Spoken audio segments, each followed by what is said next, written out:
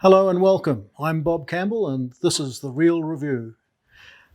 Today I've got with me Wilco from Dry River, the winemaker from Dry River, and he's going to talk about, among other things, the featured wine, which is Dry River Gewurztramina 2020. Regional Wines in Wellington compiled a list of iconic New Zealand wines some time ago. And there were only about a dozen or so wines, but they included the statement, all Dry River wines are iconic. And I thought that was a pretty solid endorsement. Wilco, do you feel the responsibility in preserving that iconic status? Yeah, well, thank you, Regional Wines and Spirits. Yeah, well, if it is an iconic status, of course, I'm concerned and feel the responsibility. Anything about Dry River, really, since coming here, taking over from Neil McCullum, and trying to evolve the business and the wines, of course. It is a massive responsibility with pretty much every decision we make every day during the day. We think about that, and not just me. It's pretty much the whole team that will have that in the back of their minds. Because Dr. Neil McCullum, the founder, had very definite ideas in winemaking and viticulture, sometimes quite controversial, I think. Have you made many changes since Neil went? It's quite a few years ago now, mind you, but yeah. Neil originally sold the business back in 2003 and stayed on until 2011 when he retired fully from the business as the chief winemaker. So it's sort of actually almost exactly 10 years on since his official retirement or full retirement. And I think there's been some considerable changes over time. Certainly not immediately. We were quite aware of Neil's impact on with Dry River on the wine industry, or with his wines really, and his way of thinking. We took it step by step. And still are evolving from that, really. There's a few things that we hold real dear to us and as Dry River, and how we want to present the wines. But there's definitely also things that we have decided to take it quite differently.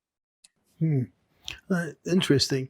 Well done, by the way, for gaining sixth slot in our top wineries of New Zealand list.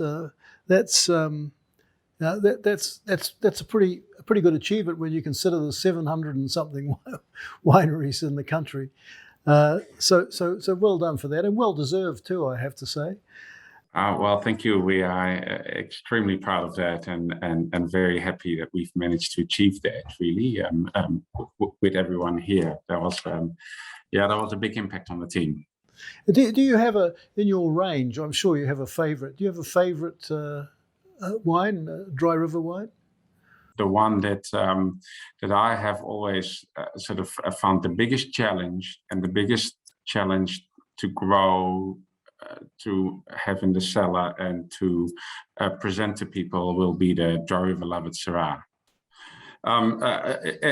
Every wine will have its personality and its traits, and play at times where it's a bit easier to think about them and to see the path for them is how we want to present them.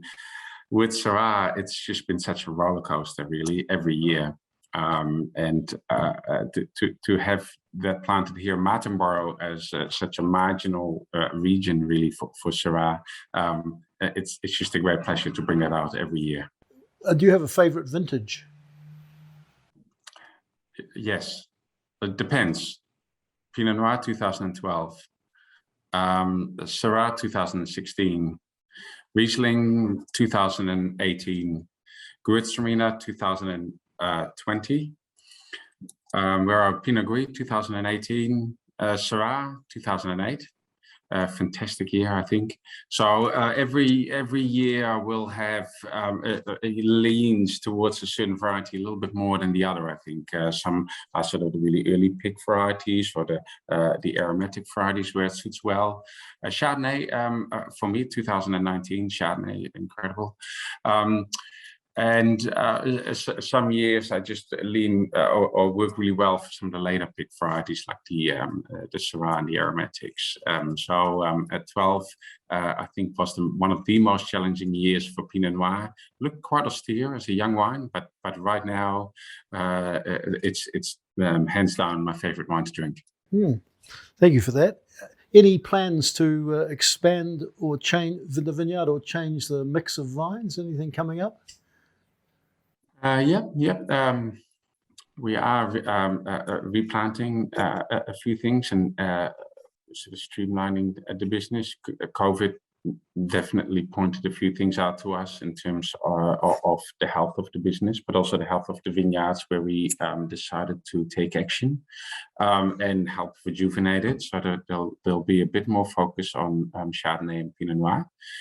And expansion, currently not. First, we have our eyes set on sort of replanting. That those are quite big undertakings because we're dry farmed, or actually we irrigate for the first 5 years and then we cut the irrigation. It always takes a lot longer for us to establish vineyards, so we're going to focus on that first. But an expansion would be fantastic because I think there's still amazing sites around Martinborough that can be explored, and I really hope that Dry River can be part of that exploration again, really. Oh, watch this space. That's exciting news. Yeah, hopefully. Yeah. Wilco, thank you very much. We've run out of time, so I just want to say thank you very much for sparing the time to come and talk, and I would wish you all the best of luck for the 22 vintage coming up. It's been my pleasure, Bob, and thank you for inviting me for this chat. And I say cheers for the whole of Auckland to be out of lockdown, and the best of Christmas and New Year to all of you. Yeah, thank you. That's appreciated.